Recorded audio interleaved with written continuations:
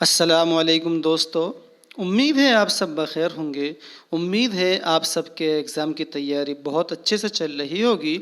آپ کے ایگزام کی تیاری کو اور اچھا بنانے کے لیے حاضر ہیں ہم ایک نئی ویڈیو کے ساتھ، جس میں ہم دیکھیں گے UPPSC GIC لیکچرار 2017 کے سوال نامے سے سوال نمبر 101 سے سوال نمبر 150 تک۔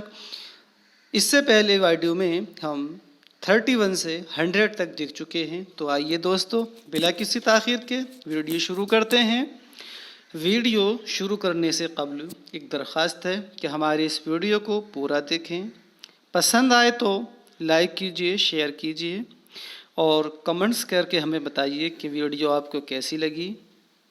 اگر آپ نے ابھی تک ہمارے چینل کو سبسکرائب نہیں کیا ہے تو چینل کو سبسکرائب کر دیجئے اور اس کے سامنے بیل آئیکن کو پریس کر دیجئے، جس سے آپ کو ہماری ویڈیو اپلوڈ ہونے کے نوٹیفیکیشن سب سے پہلے ملتے رہیں۔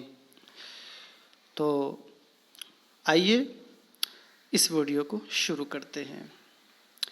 تو آج کا سوال ہے سب سے پہلا کہ مندرجہ ذیل میں سے فورٹ ولیم کالج کی تصنیف کون سی ہے؟ تو اس سوال کا صحیح جواب ہے آپشن بی، باغ و بہار۔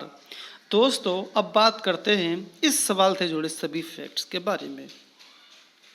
اس کے اندر آپشن ہے فسانہ عجائب۔ یہ کتاب کانپور میں تصنیف ہوئی۔ کہاں؟ کانپور میں تصنیف ہوئی۔ اور کب ہوئی تھی؟ 1824 میں۔ اور کس نے کیا تھا اس کو؟ اس کے مصنف رجب علی بیگ سرور ہے۔ دوستو آپشن سی، کربل کتھا۔ کربل کتھا کے مصنف کون ہیں؟ اس کتاب کو کہاں تصنیف کیا گیا، کب کیا گیا، اس کے بارے میں بات کرتے ہیں۔ تو دوستو کربل کتھا کو فضل علی خان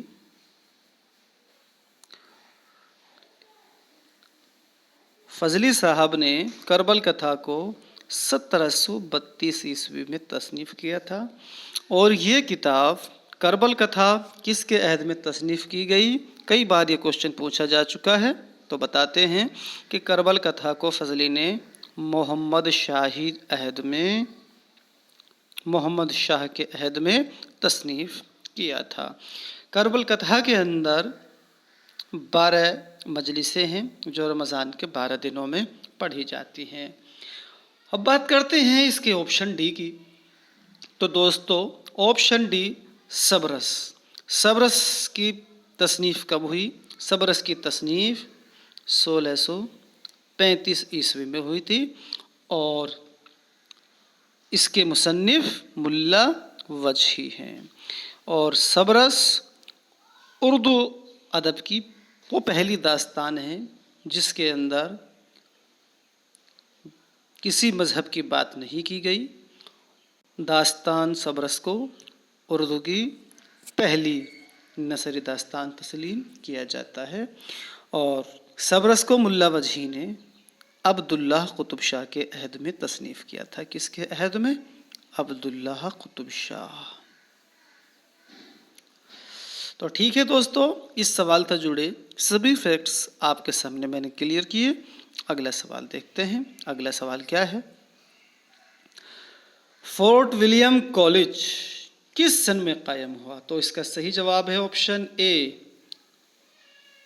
اس کی بنیاد کی تاریخ 4 مئی 1800 عیسوی رکھی گئی تھی۔ اور 4 مئی اس لیے رکھا گیا تھا چونکہ یہ 4 مئی کو ٹیپو سلطان رحمۃ اللہ علیہ کی شہادت ہوئی تھی۔ آئیے دوستو اگلا سوال دیکھتے ہیں۔ اگلا سوال ہے کہ تذکرہ گلشن ہند کے مؤلف کون ہیں؟ تو اس سوال کا صحیح جواب ہے آپشن سی، حیدر بخش حیدری۔ تو دوستو اب بات کرتے ہیں کہ سید حیدر بخش حیدری نے تذکرہ گلشن ہند کے علاوہ اور کون کون سی کتابوں کو ترتیب دیا ہے؟ تو ان کی مشہور ترتیب جو ہوئی ایک اور کتاب ہے جس کا نام ہے آرائش محفل۔ آرائش محفل کو انہوں نے ترجمہ کیا ہے، اور حیدری کی آرائش محفل کا موضوع کیا ہے؟ دوستو یہ امپورٹنٹ سوال ہے اور یاد رکھیے گا کہ حیدر بخش حیدری کی آرائش محفل کا موضوع حاتم طائی کے ساتھ خیالی سفروں کا ذکر ہے۔ کس کا؟ حیدر بخش حیدری کی آرائش محفل میں حاتم طائی کے ساتھ خیالی سفروں کا بیان کیا گیا ہے۔ اسی کے ساتھ ان کی ایک اور کتاب ہے جس کو ہم گل مغفرت کے نام سے جانتے ہیں۔ کون سی؟ گل مغفرت۔ تو یہ کس کی ہے؟ گل مغفرت بھی حیدری کی ہے۔ میں نے آپ کو بتایا تذکرہ گلشن ہند کے علاوہ حیدری کی مشہور کتابوں میں آرائش محفل جس کا موضوع حاتم طائی کے ساتھ خیالی سفر ہیں، اور دوسری میں نے ابھی آپ کو بتائی گل مغفرت، ان کی اہم کتابیں ہیں۔ آئیے دوستو اگلا سوال دیکھتے ہیں۔ اگلا سوال ہے کہ میر شیر علی افسوس کی آرائش محفل کا موضوع کیا ہے؟ تو میر شیر علی افسوس کی آرائش محفل کا موضوع ہے آپشن ڈی، ہندوستان کی تاریخ۔ ابھی میں نے حیدر بخش حیدری کی آرائش محفل کا آپ کو موضوع بتایا تھا۔ سید حیدر بخش حیدری اور میر شیر علی افسوس نے دونوں نے ہی، ایک نے کتاب لکھی ہے اور ایک نے جو ہے کتاب کو ترجمہ کیا ہے۔ حیدری نے آرائش محفل کا ترجمہ کیا ہے، میر شیر علی افسوس نے آرائش محفل کو تصنیف کیا ہے۔ ان کا دونوں کا موضوع الگ الگ ہے، فرق آپ کو سمجھ لینا چاہیے۔ میر شیر علی افسوس کی آرائش محفل کا موضوع ہندوستان کی تاریخ ہے، اور حیدری کی آرائش محفل کا موضوع حاتم طائی کے ساتھ خیالی سفر ہیں۔ امید ہے آپ کو یہ فرق سمجھ میں آ گیا ہوگا۔ تو اسی کے ساتھ ہم اگلے سوال کی طرف چلتے ہیں۔ تو اگلا سوال ہے، اردو زبان کی پہلے اخبار جامع جہاں نما کے مدیر کا نام کیا تھا؟ تو اس کا صحیح جواب ہے آپشن ڈی، سدا سکھ لال۔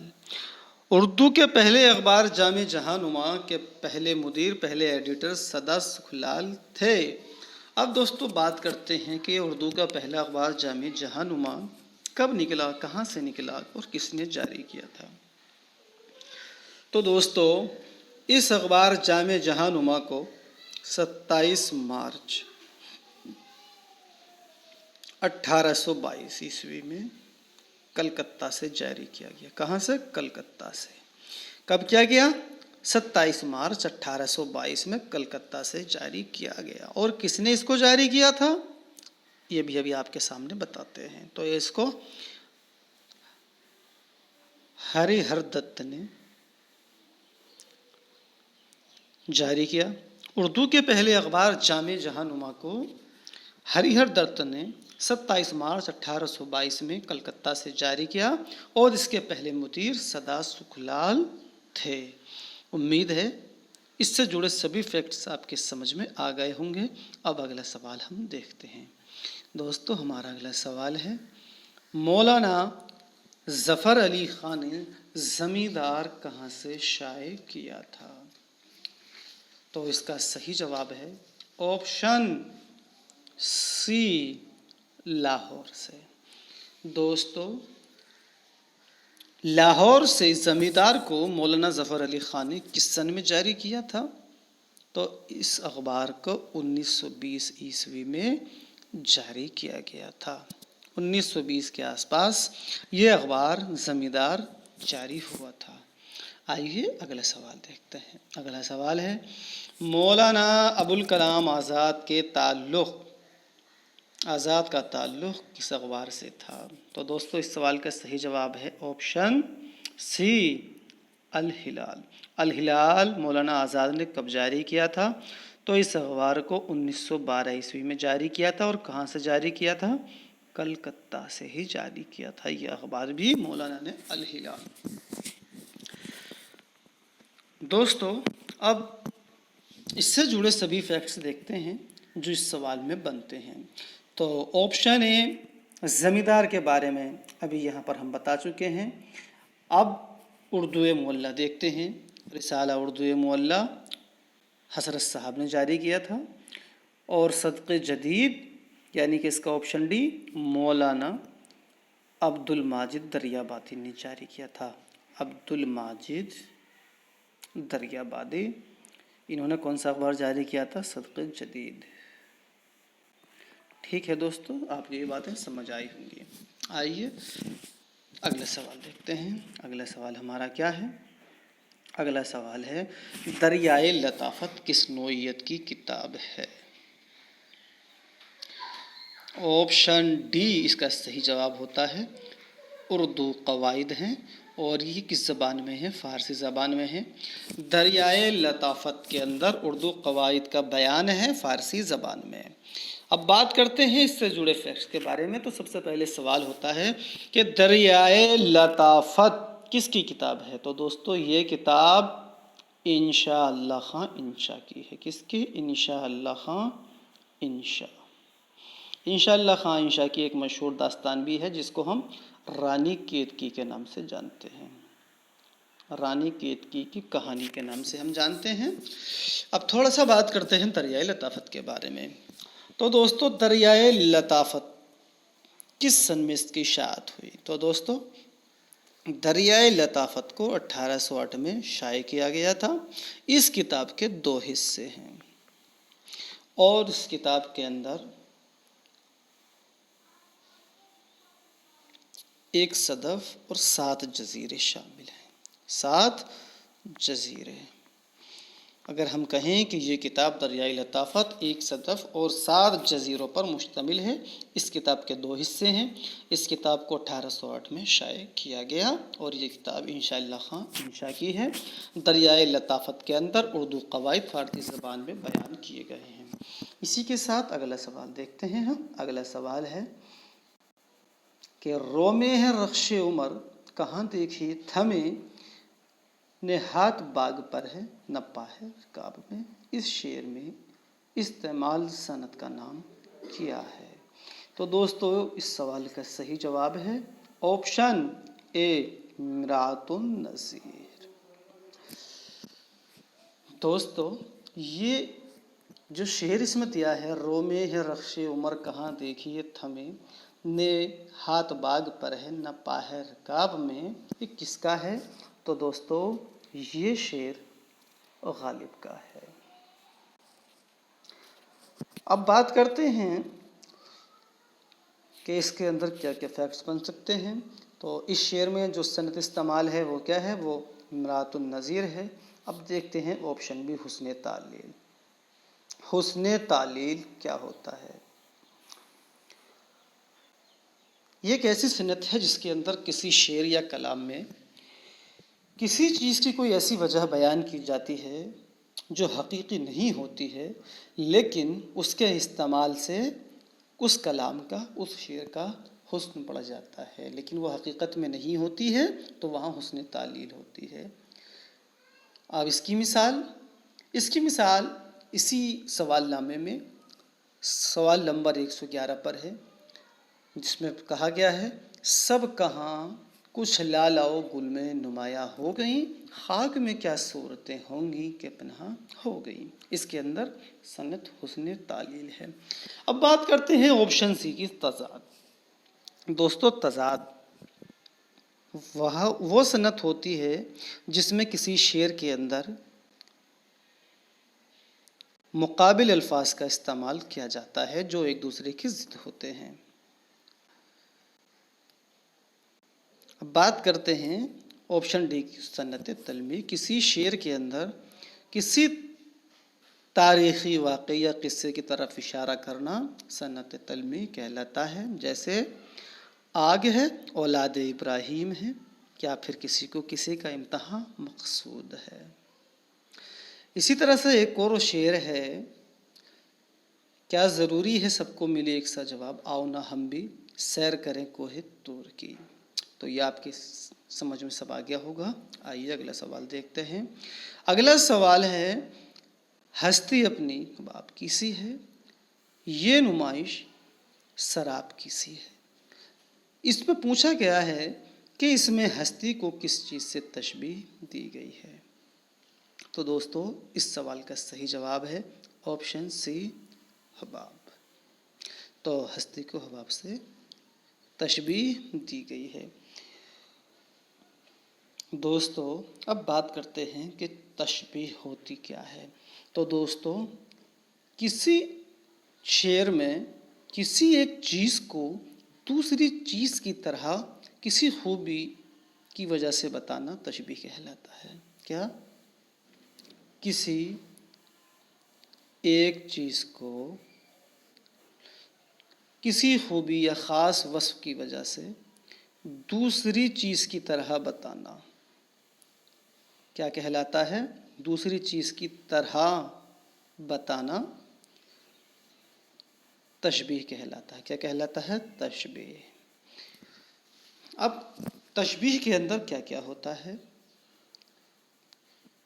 تو دوستو سب سے پہلے ایک وہ چیز ہوتی ہے جس سے تشبیہ دی جاتی ہے۔ جیسے جس چیز سے تشبیہ دی جاتی ہے تو اس کو ہم کہتے ہیں مشبہ۔ جیسے یہاں پر ہستی ہے تو ہستی کو حباب سے تشبیہ دی جا رہی ہے۔ تو ایک ہوتا ہے اس کے اندر مشبہ، دوسرا ہوتا ہے مشبہ پہ،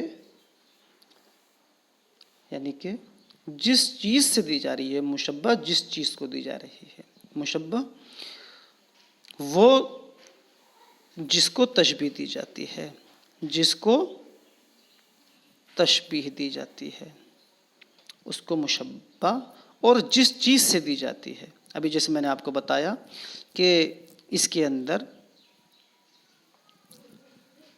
ہستی یہ مشبہ ہے، اور مشبہ بے یعنی کہ جس چیز سے تشبیہ دی جاتی ہے، تو یہاں پر مشبہ بے کون سا الفاظ ہوا؟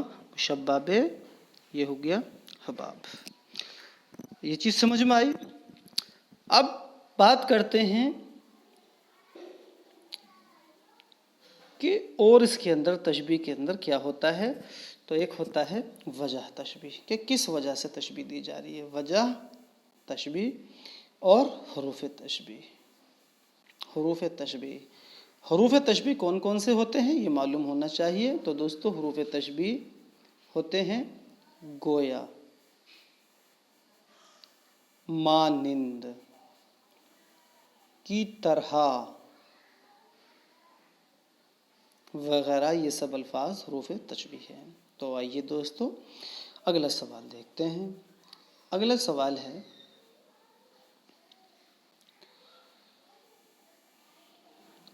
درج ذیل شعر میں کون سی صنعت پائی جاتی ہے؟ سب کہاں کچھ لالا و گل میں نمایاں ہو گئیں، خات میں کیا صورتیں ہوں گی کہ پنہاں ہو گئیں۔ تو اس کا صحیح جواب ہے آپشن سی، حسن تعلیل۔ دوستو حسن تعلیل کے بارے میں ابھی ایک دو سوال پہلے ہی آپ کو بتایا ہے، تو اگلے سوال کی طرف رجوع کرتے ہیں۔ آئیے اگلا سوال دیکھتے ہیں۔ اگلا سوال ہے مندرجہ ذیل میں سے کون علم بیان سے متعلق ہے؟ تو اس کے اندر علم بیان سے متعلق آپشن ڈی کنایا۔ دوستو علم بیان کے اندر کون کون سی چیزیں شامل ہیں؟ تو سب سے پہلے علم بیان کے اندر آتا ہے کیا؟ تشبیہ، جس کے بارے میں ابھی ہم نے تفصیلی بات کی۔ دوسرا ہوتا ہے ہمارا استعارہ، اور تیسرا ہوتا ہے ابھی جو یہ پوچھا گیا ہے کنایا، اور چوتھا ہوتا ہے مجاز مرسل۔ یہ چار چیزیں مل کر کے علم بیان کو بناتی ہیں۔ علم بیان کے اندر نمبر 1 تشبیہ، نمبر 2 استعارہ، نمبر 3 کنایا، اور نمبر 4 مجاز مرسل۔ یہ چاروں چیزیں علم بیان کے اندر آتی ہیں۔ آئیے دوستو اگلے سوال کو دیکھتے ہیں۔ اگلا سوال ہے رباعی کے کتنے اوزان متعین ہیں؟ تو اس کا صحیح جواب ہے آپشن ڈی 24۔ اگلا سوال دیکھتے ہیں، شعر میں ممدوح کی صفات کا ترتیب وار ذکر کرنا کس صنعت کے زمرے میں آتا ہے؟ تو اس کا صحیح جواب ہے آپشن بی، تنسیق الصفات۔ دوستو اگلا سوال دیکھتے ہیں، اگلا سوال ہے، اردو قواعد کا مصنف کون ہے؟ تو دوستو اس سوال کا صحیح جواب ہے آپشن اے، مولوی عبدالحق۔ اردو قواعد کا مصنف کون ہے؟ اردو قواعد کا مصنف مولوی عبدالحق صاحب ہیں۔ اگلا سوال ہے، نہ کھلا 8 پہر میں کبھی 2 4 گھڑی، 15 روز ہوئے پانی کو منگل منگل۔ تو دوستو اس شعر میں کون سی صنعت استعمال کی گئی ہے، یہ پوچھا گیا ہے۔ دوستو صنعت بتانے سے پہلے اس شعر کے اندر دیے ہوئے الفاظ پر غور کیجیے۔ نہ کھلا 8 پہر، تو 8 پر ہم بات دیکھتے ہیں۔ سب سے پہلے 8، اس کے بعد میں کبھی 2 4 گھڑی، تو 2 4، اس کے بعد میں دیکھیے 15، تو 8 2 4 15، یہ کیا ہیں؟ یہ ہمارے عدد ہیں۔ کیا؟ عدد، اسے ہم تعداد بھی کہہ سکتے ہیں۔ اب جب یہ عدد ہو گئے تو آپشن کے حساب سے دیکھتے ہیں کہ اعداد کہاں آتا ہے، تو آپشن بی، سیاق الاعداد۔ تو اس کے اندر صنعت سیاق الاعداد، وہ صنعت جس کے اندر تعداد کا ذکر کیا جائے، ایسا شعر جس میں عدد کا ذکر ہو، تعداد کے بارے میں بتایا جا رہا ہو، وہاں پر سیاق الاعداد ہوتا ہے۔ آئیے دوستو اگلا سوال دیکھتے ہیں۔ اگلے سوال سے پہلے اس شعر کے بارے میں بات کرتے ہیں کہ نہ کھلا 8 پہر میں کبھی 2 4 گھڑی، 15 روز ہوئے پانی کو منگل منگل، یہ شعر کس شاعر کا ہے؟ تو دوستو یہ شعر نعت یا قصیدہ کہنے والے محسن کاکوری کا ہے۔ کس کا ہے؟ محسن کاکوری کا ہے۔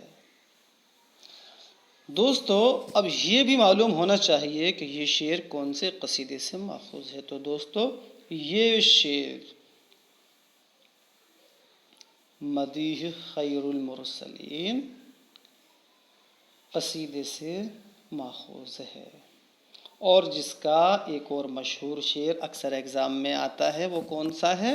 وہ ہے سمت کاشی سے چلا جانب متھرا بادل۔ کون سا؟ سمت کاشی سے چلا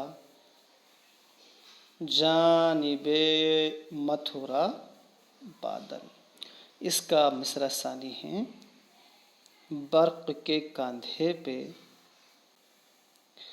لاتی ہے صبا، صبا گنگا جل، گنگا جل۔ تو یہ مشہور شعر کس قصیدے سے ہے؟ مدیح خیر المرسلین قصیدے سے ہے، اور یہ بھی کس کا ہے؟ محسن کاکوری کا ہی یہ بھی شعر ہے۔ تو آئیے دوستو اگلا سوال دیکھتے ہیں۔ اگلا سوال ہمارا کون سا ہے، تو اس کے بارے میں بات کرتے ہیں۔ اگلا سوال ہے، ڈال سے پات تلک، پھول سے لے کر تا پھل، درجہ بالا مصرع کس کے قصیدے سے ماخوذ ہے؟ تو اس کا صحیح جواب ہے آپشن بی، مرزا محمد رفیع سودا۔ ڈال سے پات تلک، پھول سے لے کر تا پھل، دوستو ایک مصرع ہے، تو اس کا مصرع ثانی ہمیں معلوم ہونا چاہیے۔ اس کا مصرع ثانی ہے،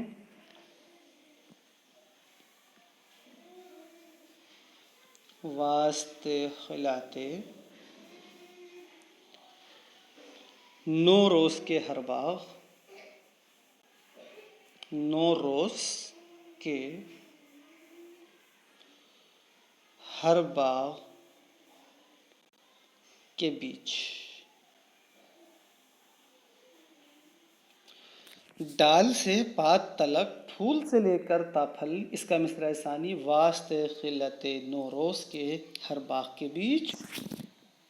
یہ مصرع اور اب ملا کر کے یہ شعر مرزا محمد رفیع سودا کے قصیدے سے ماخوذ ہے، اور یہ شعر تشبیب کا شعر ہے. آپ کی یہ بات سمجھ میں آ گئی ہوگی. اب اگلا سوال ہم دیکھتے ہیں. دوستو اگلا سوال ہے، آگرہ بازار کس کا لکھا ہوا ڈرامہ ہے؟ تو دوستو اس کا صحیح جواب ہے آپشن اے، حبیب تنویر. ڈرامہ آگرہ بازار کس نے لکھا؟ حبیب تنویر نے. اور یہ کب شائع ہوا؟ یہ 1954 میں شائع ہوا. آئیے دوستو اگلا سوال دیکھتے ہیں. اگلا سوال ہے، اندر سبھا میں امانت کے علاوہ اور کس تخلص کا استعمال ہوا ہے؟ تو دوستو امانت کے علاوہ اندر سبھا میں استاد تخلص کا استعمال امانت لکھنوی نے کیا ہے. اگلا سوال دیکھتے ہیں، افضل اور پروین آغا حشر کے کس ڈرامے کے کردار ہیں؟ تو یہ کس کے کردار ہیں؟ سلور کنگ کے ہیں. اگلا سوال دیکھتے ہیں. اگلا سوال ہے کہ شرح اندر سبھا کس نے لکھی؟ تو دوستو اس کا صحیح جواب ہے آپشن اے، امانت لکھنوی. شرح اندر سبھا امانت لکھنوی نے لکھی تھی، اور یہ شرح اندر سبھا ڈرامہ اندر سبھا کا مقدمہ ہے. کیا ہے؟ شرح اندر سبھا کیا ہے؟ ڈرامہ اندر سبھا کا مقدمہ ہے. آئیے دوستو اگلا سوال دیکھتے ہیں. اور ہاں، یہ شرح اندر سبھا کس نے لکھی ہے؟ تو یہ امانت لکھنوی نے ہی لکھا ہے. اگلا سوال دیکھیے. اگلا سوال ہے، مندرجہ ذیل افسانوی مجموعوں میں سے کون سا مجموعہ راجندر سنگھ بیدی کا نہیں ہے؟ تو دوستو آپشن اے بھی ہے، دانا و دام بھی ہے، کوک چلی بھی ہے، گرہن بھی ہے، اور یہ بانچ راجندر سنگھ بیدی کا افسانوی مجموعہ نہیں ہے. آئیے دوستو اگلا سوال دیکھتے ہیں ہم. اگلا سوال ہے، اردو لٹریچر کے عناصر خمسہ میں کون شامل نہیں ہیں؟ آپشن اے، سر سید احمد خان، یہ بھی ہے. الطاف حسین حالی، آپشن بی، یہ بھی ہے. آپشن ڈی، شبلی صاحب بھی ہیں. آپشن سی، مولوی ذکا اللہ، یہ نہیں ہیں. اور یہی اس سوال کا صحیح جواب ہے کہ اردو لٹریچر کے عناصر خمسہ میں کون شامل نہیں ہیں؟ مولوی ذکا اللہ شامل نہیں ہیں. تو عناصر خمسہ یعنی کہ 5، تو وہ اردو لٹریچر کے 5 بڑے نام کون کون سے ہیں جن کو مہندی فادی صاحب نے اپنے مضمون عناصر خمسہ میں شامل کیا ہے؟ تو سب سے پہلا نام سر سید احمد خان، خواجہ الطاف حسین حالی، شبلی نعمانی. اسی کے ساتھ نام آتا ہے محمد حسین آزاد کا، محمد حسین آزاد. اور 5واں نام ڈپٹی نذیر احمد صاحب کا لیتے ہیں ہم، ڈپٹی نذیر احمد. اس کے اندر ڈپٹی نذیر احمد صاحب اردو ناول نگاری کے موجد ہیں. پہلا اردو ناول کون سا ہے؟ میرات العروس، جس کو 1869 میں تصنیف کیا گیا. اور محمد حسین آزاد، انہوں نے آب حیات کتاب لکھی جس میں اردو شاعری کو 5 حصوں میں تقسیم کیا گیا ہے.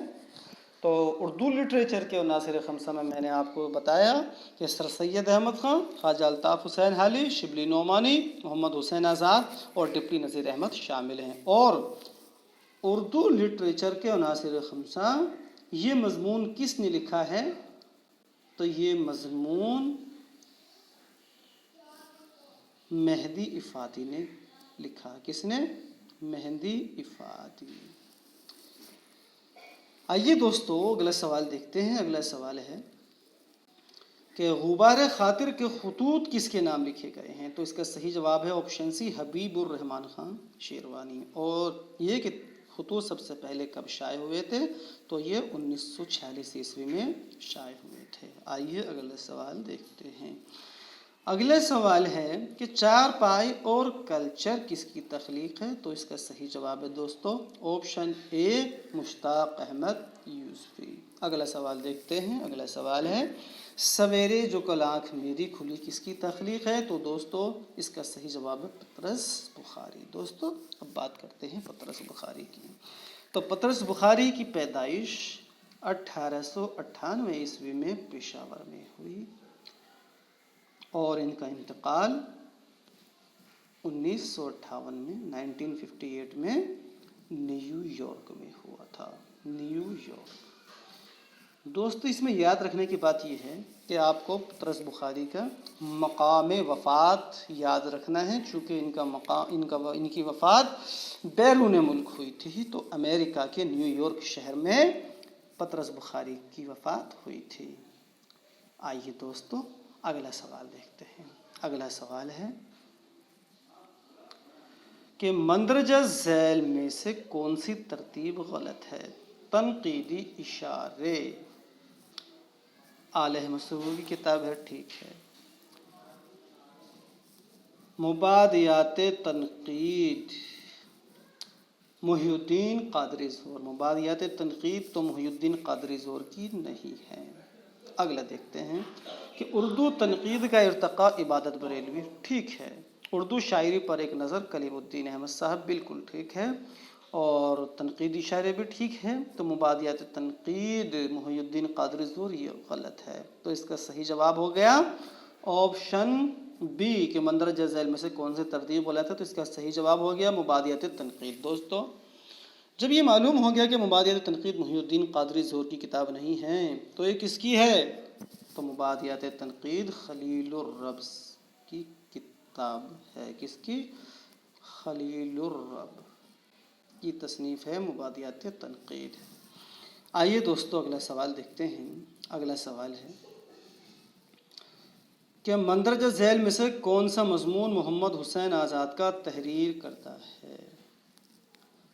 تو اس کا صحیح جواب ہے آپشن ڈی شہرت عام و بقائے عام کا دربار۔ یہ محمد حسین آزاد کا تحریر کردہ مضمون ہے۔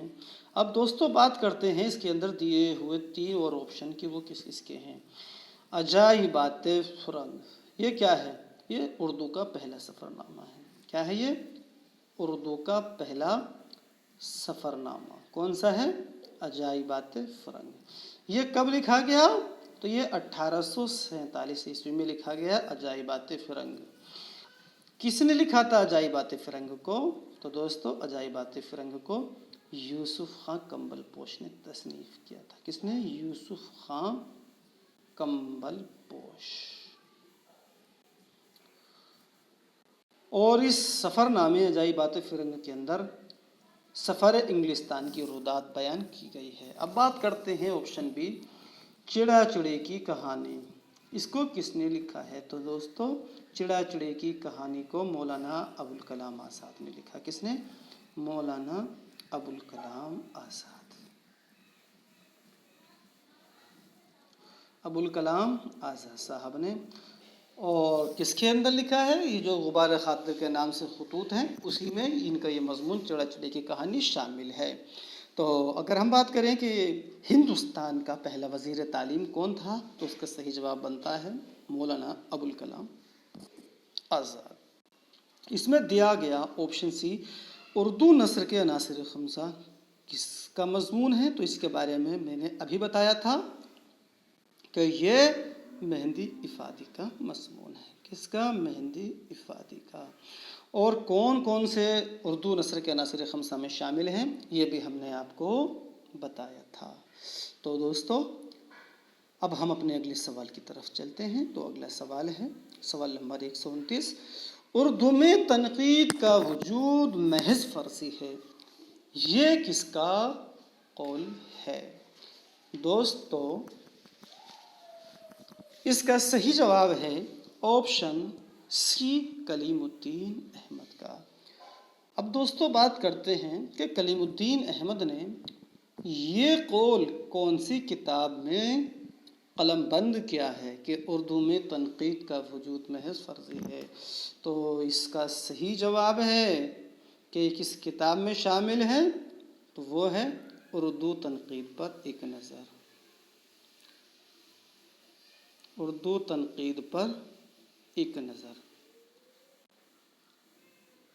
اور اس کتاب کی سٹارٹنگ اسی جملے سے کہ اردو میں تنقید کا وجود محض فرضی ہے سے ہوتا ہے۔ اور اس کتاب کو کلیم الدین احمد صاحب نے 1942 عیسوی میں شائع کیا۔ کتنے میں؟ 1942 میں۔ اور اردو شاعری پر ایک نظر 1940 عیسوی میں۔ اب بات کرتے ہیں کہ کلیم الدین احمد صاحب نے اور کون کون سی مشہور کتابیں لکھی ہیں۔ تو سب سے پہلے اردو شاعری پر ایک نظر، جس کو 1940 میں، اردو تنقید پر ایک نظر جو ابھی میں نے آپ کو بتایا 1942 میں، اردو زبان اور فن داستان گوئی 1944 عیسوی میں۔ ٹھیک ہے، اب بات کر لیتے ہیں کلیم الدین احمد صاحب کے بارے میں۔ تو دوستو، کلیم الدین احمد صاحب کی پیدائش 1908 میں کہاں ہوئی تھی؟ پٹنہ میں ہوئی تھی، اور ان کا انتقال 1983 میں ہوا تھا۔ آئیے اگلا سوال دیکھتے ہیں۔ اگلا سوال ہے مسرت سے بصیرت تک کیا ہے؟ تو مسرت سے بصیرت تک تنقیدی مضامین کا مجموعہ ہے۔ آپشن ڈی صحیح ہے۔ تو یہ مسرت سے بصیرت تک کس کے تنقیدی مضامین کا مجموعہ ہے؟ تو یہ ہے آل احمد سرور کے تنقیدی مضامین کا مجموعہ۔ کیا ہے؟ مسرت سے بصیرت تک۔ دوستو، اب بات کرتے ہیں آل احمد سرور کی دوسری مشہور کتابوں کے بارے میں۔ ایک تو یہی کتاب ہو گئی مسرت سے بصیرت تک، تو دوسری ان کی کتابیں ہیں جن میں شامل ہے کہ تنقید کیا ہے۔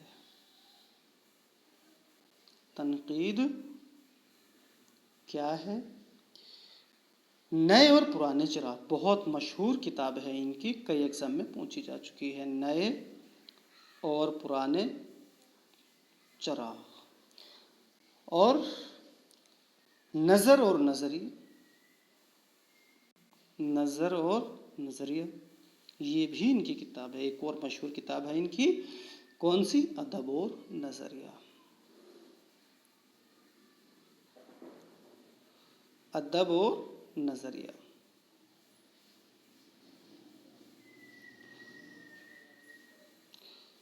ان کی ایک اور مشہور کتاب ہے پہچان اور پرکھ۔ پہچان اور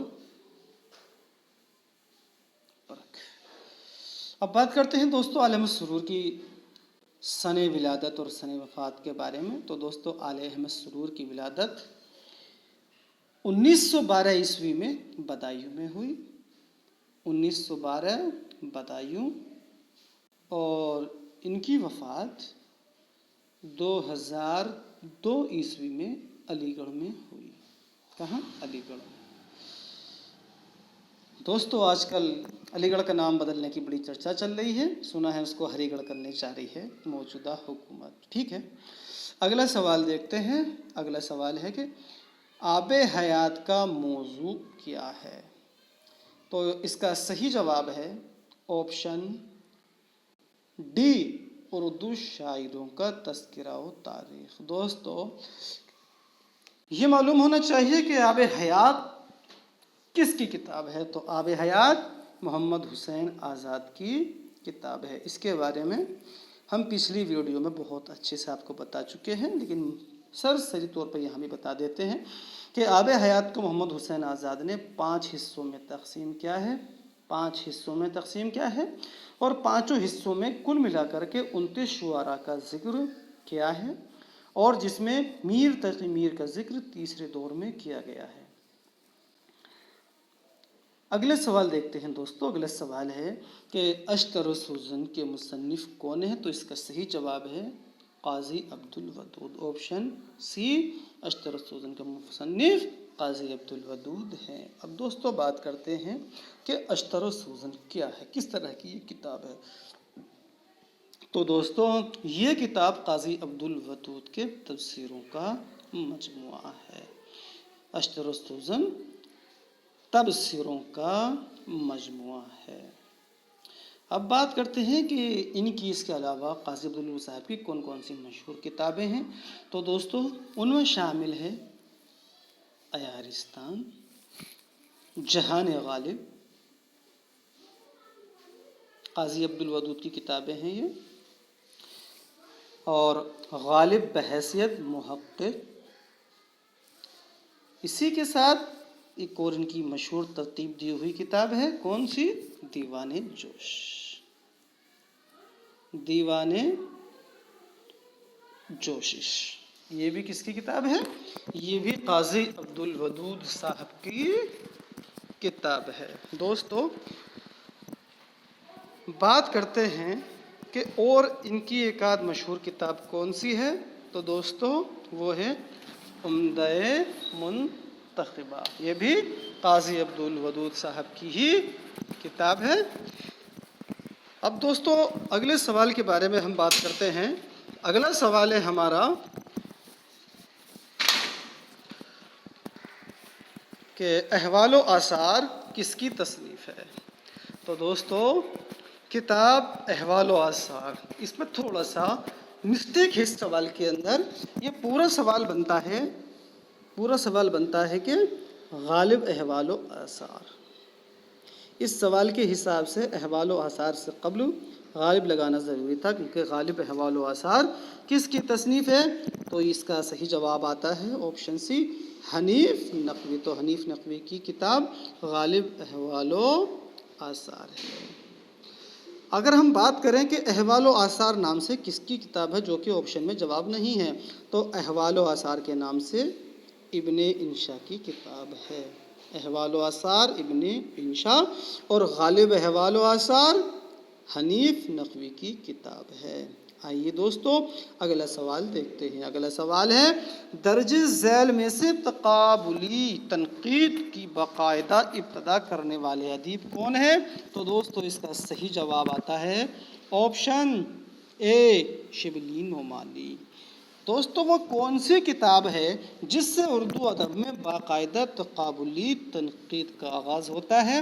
تو اس کتاب کا نام ہے، آپ کو یاد رکھنا چاہیے گا، موازنہ انیس الدبیر. بہت مشہور کتاب ہے. اس کتاب کو 1907 میں تیار کیا گیا. دوستو اگلا سوال ہم دیکھتے ہیں. اگلا سوال ہے کہ عورتوں کی تعلیم کے سلسلے میں کیا ہے. اگلا سوال کہ عورتوں کی تعلیم کے سلسلے میں حالی نے کون سی کتاب لکھی تھی. تو اس کا صحیح جواب ہے دوستو آپشن بی، مجالس النساء. تو یہ کتاب مجالس النساء کب شائع ہوئی تھی؟ تو یہ 1874 میں شائع ہوئی تھی. عورتوں کی تعلیم کے سلسلے میں حالی نے مجالس النساء کو 1874 میں تیار کیا تھا. اگلا سوال دیکھتے ہیں دوستو. اگلا سوال ہے کہ زمانے نے اس کی سحر بیانی پر تمام شعراء و تذکرہ نویسیوں سے محض شہادت لکھوایا. سحر البیان کے تعلق سے یہ بیان کس کا ہے. تو دوستو اس کا صحیح جواب ہے آپشن بی، مولانا محمد حسین آزاد. دوستو اب بات کرتے ہیں کہ سحر البیان مثنوی کس کی ہے.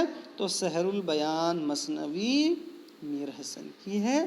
میر حسن نے اس مثنوی کو 1784/85 میں تحریر کیا تھا.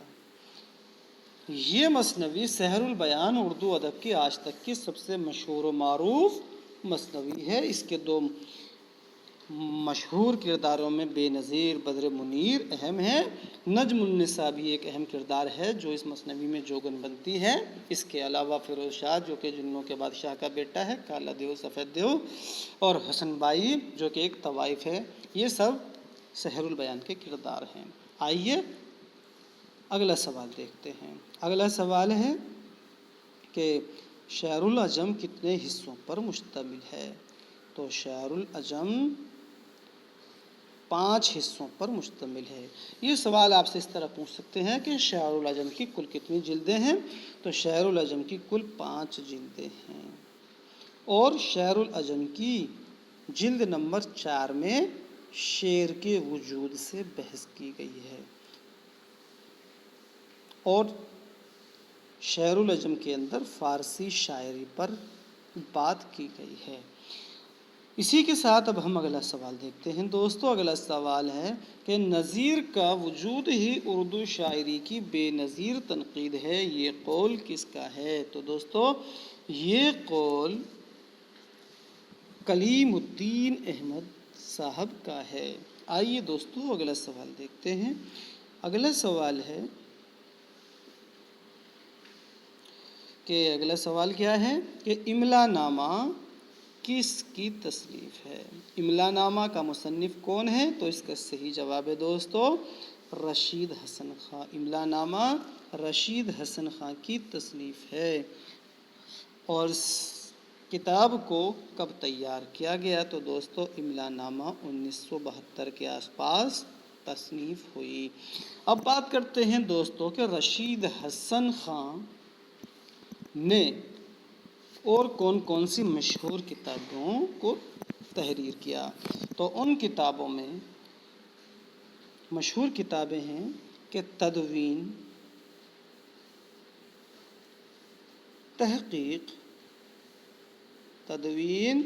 تحقیق، روایت، یہ مشہور کتاب ہے کس کی؟ رشید حسن خاں کی، جو کہ 1999 میں شائع ہوئی۔ کتنے؟ 1999 میں۔ دوسری کتابوں میں ادبی تحقیق، مسائل و تجزیہ۔ اس کے علاوہ اور بھی ان کی مشہور کتابیں ہیں، جس میں سے تفہیم ایک اہم کتاب ہے۔ کون سی؟ تفہیم۔ کئی بار تفہیم نام کی کتاب ایگزام میں پوچھی جا چکی ہے۔ تفہیم بھی رشید حسن خاں کی ایک مشہور کتاب ہے دوستو۔ اب بات کرتے ہیں کہ رشید حسن خاں کی پیدائش کب ہوئی؟ تو دوستو رشید حسن خاں کی پیدائش 1925 میں ہوئی تھی شاہجہاں پور میں، اور ان کی وفات 2006 میں ہوئی۔ دوستو اب ہم اپنا اگلا سوال دیکھتے ہیں۔ اگلا سوال ہے کہ کس محقق نے خالق باری کو ضیاء الدین خسرو کی تصنیف ثابت کیا ہے؟ تو دوستو اس سوال کا صحیح جواب ہے آپشن اے، حافظ محمود شیرانی نے۔ دوستو اب بات کرتے ہیں کہ حافظ محمود خاں شیرانی کی مشہور کتابیں کون کون سی ہیں؟ تو یہ سب سے مشہور ان کی ایک اہم کتاب جو کئی بار امتحانات میں پوچھی جا چکی ہے، وہ ہے تنقید شعر العجم۔ تنقید شعر العجم یہ مشہور کتاب کس کی ہے؟ حافظ محمود خاں شیرانی کی ہے، اور اس کتاب کو کب تیار کیا؟ 1942 میں۔ 1942 عیسوی میں تنقید شعر العجم کو حافظ محمود خاں شیرانی نے تحریر کیا۔ ایک اور ان کی مشہور کتاب پرتھوی راج راسو کے نام سے ہے، اور دوسرا ایک تذکرہ جو انہوں نے ترتیب دیا تھا بہت اہمیت کا حامل ہے، اور آپ کے امتحانات میں اکثر پوچھا جاتا ہے، جس کا نام ہے تذکرہ مجموعہ نبض۔ اس تذکرے کو حافظ محمود خاں شیرانی نے ترتیب دیا تھا، اور یہ کس کا تذکرہ ہے؟ قدرت اللہ قاسم کا۔ یہ تذکرہ قدرت اللہ قاسم کا ہے، تذکرہ مجموعہ نبض۔ ٹھیک ہے دوستو، اس سے جڑے سبھی فیکٹ آپ کے سمجھ میں آ گئے ہوں گے۔ حافظ محمود خاں شیرانی کی پیدائش 1880 میں ٹونک میں ہوئی تھی۔ ان کی پیدائش 1880 میں ٹونک میں، اور ان کی وفات بھی 1946 میں ٹونک میں ہی ہوئی۔ آئیے دوستو اسی کے ساتھ اب ہم اپنا اگلا سوال دیکھتے ہیں۔ اگلا سوال ہے سوال نمبر 141، ماہرین غالبات میں کس کا شمار ہوتا ہے؟ تو دوستو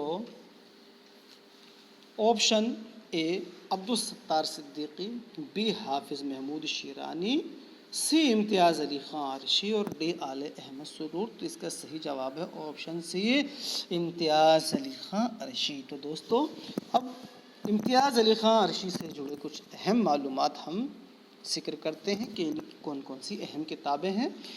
तो इनकी सबसे अहम किताबों में शरह दीवान गालिब बहुत मशहूर है कि इन्होंने दीवान गालिब की शरह लिखी थी, शरह दीवान गालिब। इसके अलावा इन्होंने एक तज़किरा तरतीब दिया जिसका नाम है दस्तूरुल फसाहत। दस्तूरुल फसाहत ये किसका तज़किरा है? इसको यकता ने तसनीफ़ किया था। तो दस्तूरुल फसाहत यकता के तज़किरों को इम्तियाज़ अली ख़ान अरशी ने तरतीब दिया था। इसी के साथ साथ इन्होंने तारीख़ अकबरी को भी तरतीब दिया था। और इम्तियाज़ अली ख़ान अरशी की पैदाइश 1904 ईस्वी में रामपुर में और इनका इंतकाल भी 1981 ईस्वी में रामपुर में ही हुआ।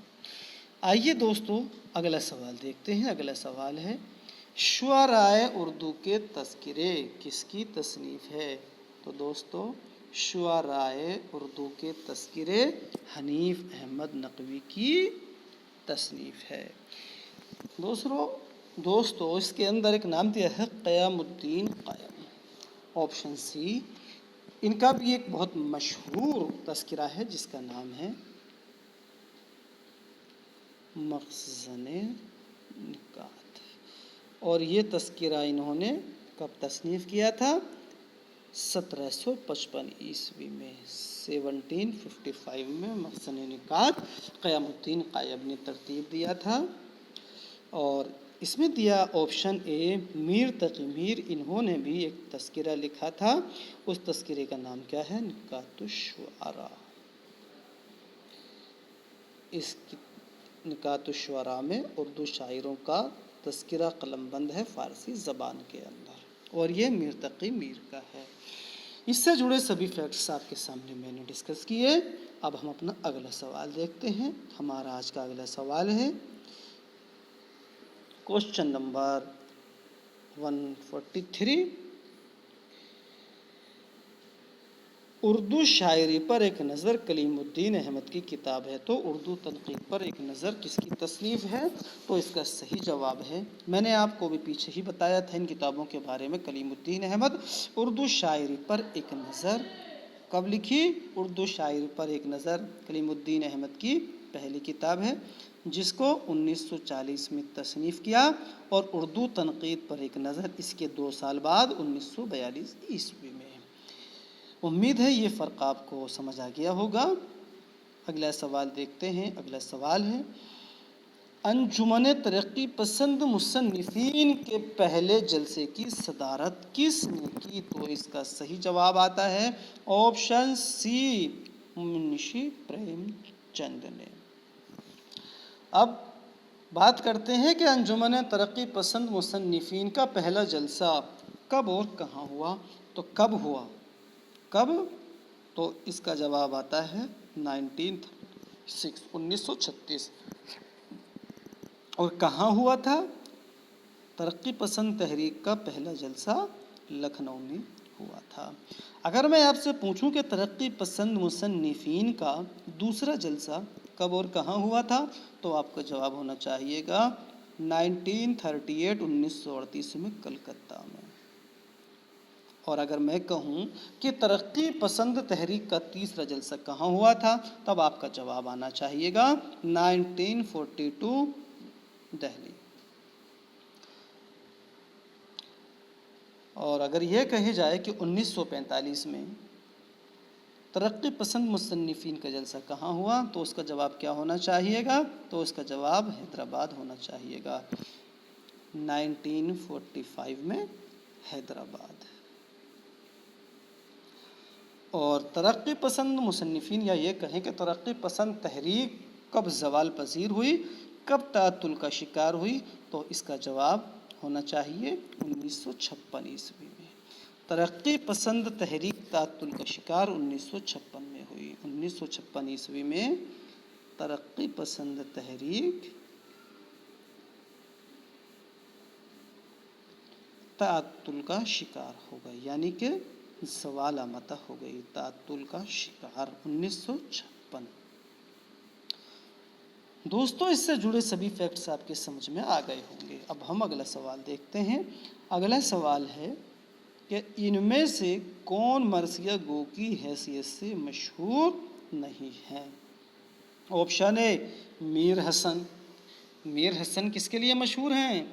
अरे भाई, ये तो मसनवी के लिए मशहूर हैं, और इनकी सबसे मशहूर मसनवी कौन सी है? सहरुल बयान। मीर अनीस, भाई ये तो सबसे बड़े मर्सिया गो हो गए, ये भी मर्सिया गो हैं।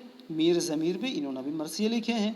और मिर्ज़ा दबीर, ये मिर्ज़ा अनीस और मिर्ज़ा दबीर दोनों ने मर्सिया लिखे हैं। तो इसका सही जवाब हो जाता है ऑप्शन ए मीर हसन। मीर हसन ने मर्सिया नहीं कहे, मीर हसन ने सिर्फ मसनवियाँ कही हैं, और मीर हसन ने तकरीबन 12 मसनवियाँ लिखी हैं। 12 मसनवियाँ तसनीफ़ की हैं। आइए दोस्तों, अगला सवाल देखते हैं। अगला सवाल है कि शुमाली हिंद के पहले साहिब दीवान उर्दू शायर का नाम क्या है? तो दोस्तों, शुमाली हिंद के पहले साहिब दीवान उर्दू शायर का नाम आता है शाह नजमुद्दीन मुबारक आबरू। शाह मुबारक आबरू, इन्होंने अपना दीवान तरतीब दिया था शुमाली हिंद में। सबसे पहले इन्होंने अपना पहला दीवान, यानी कि शाह मुबारक आबरू ने अपना दीवान कब तरतीब दिया? तो इसका सही जवाब आता है 1731। 1731 ईस्वी में शाह मुबारक आबरू ने अपना दीवान तरतीब दे दिया था। आइए दोस्तों, अब हम अपने अगले सवाल की तरफ रुजू करते हैं। अगला सवाल है, मसनवी सैफुल मुलूक व बदिउल जमाल किस बादशाह के अहद में लिखी गई? तो दोस्तों, इसका सही जवाब आता है ऑप्शन डी मोहम्मद कुतुब शाह। भाई, मसनवी सैफुल मुलूक व बदिउल जमाल कुतुब शाही सल्तनत में लिखी गई। अगर ये सवाल पूछा जाए कि मसनवी सैफुल मुलूक बदिउल जमाल किस दौरे हुकूमत में लिखी गई, तो जवाब होगा कुतुब शाही दौरे हुकूमत में लिखी गई। और कौन सा बादशाह था वो? तो मोहम्मद कुतुब शाह था। अब बात करते हैं कि मसनवी सैफुल मुलूक बदिउल जमाल किसकी मसनवी है? तो दोस्तों, इसका शायर है, कौन है? गव्वासी। और कब इसको तरतीब दिया था, कब इसको तहरीर किया था? तो मसनवी सैफुल मुलूक बदिउल जमाल 1626 ईस्वी या 1035 हिजरी ईस्वी में तहरीर हुई। किसने की? गव्वासी ने की। अब बात करते हैं कि मसनवी सैफुल मुलूक बदिउल जमाल में अहम किरदार कौन कौन से हैं। तो इसके अंदर एक अहम किरदार है मिस्र का बादशाह, जिसका नाम है आसिम नौल। मिस्र के बादशाह का नाम आसिम नौल। आसिम नौल। आसिम नौल के बाद में इसका अहम किरदार है सैफुल मुलूक, जो कि आसिम नौल का बेटा है और मिस्र का शहजादा है। सालेह वज़ीर का लड़का है और साद इस मसनवी के अंदर वज़ीर है। दूसरा नाम अहम जो मरकज़ी किरदार की हैसियत रखता है सैफुल मुलूक बदिउल जमाल मसनवी के अंदर, वो किरदार है इसकी हीरोइन बदिउल जमाल का। क्या नाम है? बदिउल जमाल। बदिउल जमाल कौन है? तो बदिउल जमाल गुलिस्तान इरम की शहजादी है। गुलिस्तान इरम की शहजादी है ये। और गुलिस्तान इरम का बादशाह कौन है?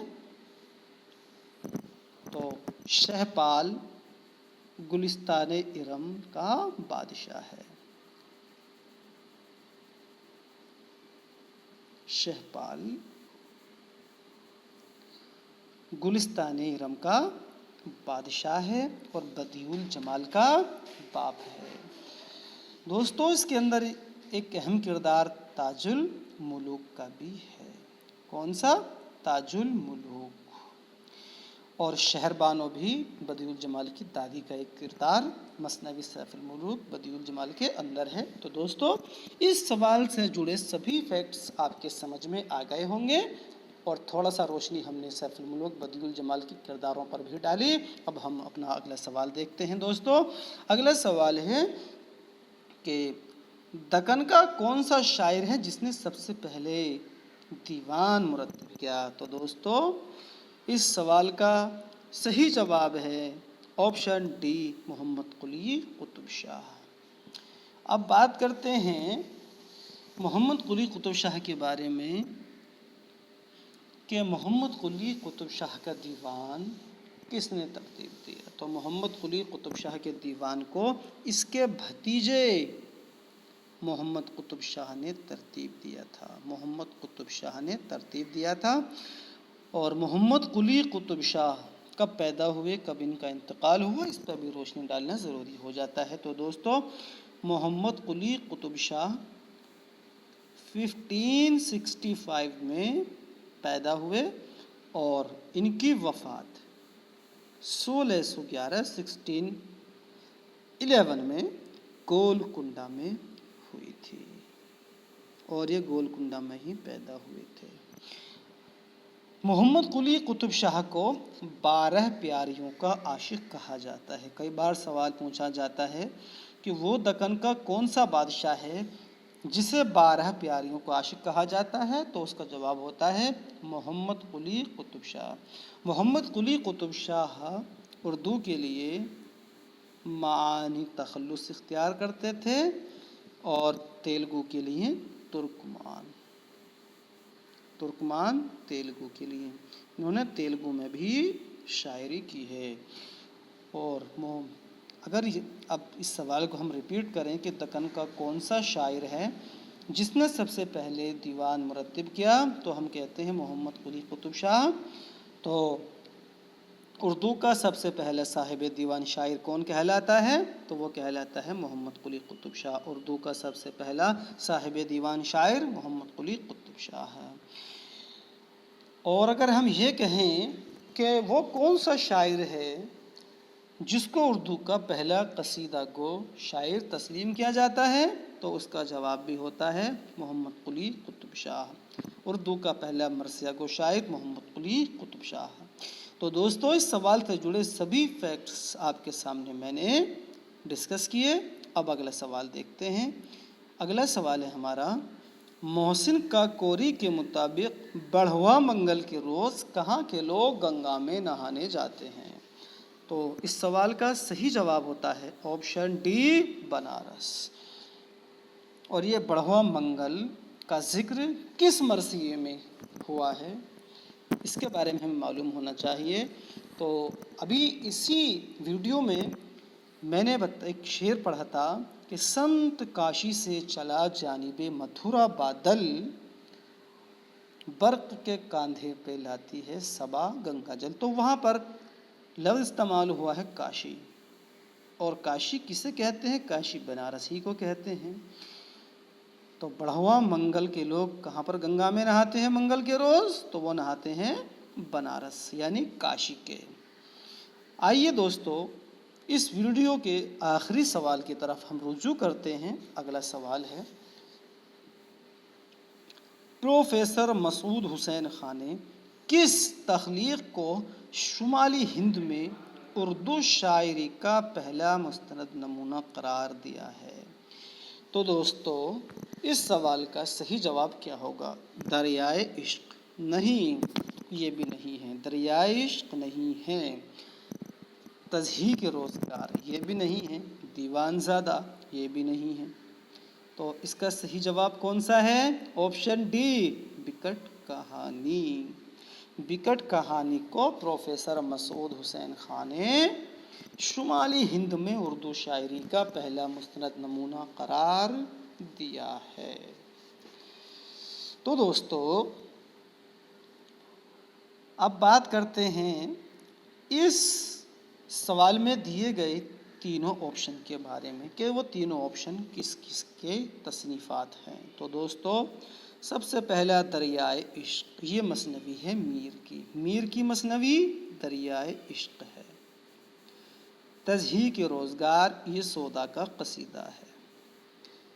دیوان زادہ، یہ شاہ حاتم کا کلام ہے جس کو مختصر کر کے دیوان زادہ کے نام سے شائع کیا تھا۔ اب بات کرتے ہیں بکٹ کہانی کی۔ تو یہ بکٹ کہانی کیا ہے، اس کو کس نے لکھا ہے؟ تو دوستو یہ ایک بارہ ماسہ ہے بکٹ کہانی کو، جس کو محمد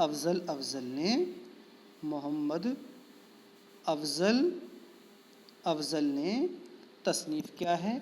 اس کے اندر 321 اشعار ہیں۔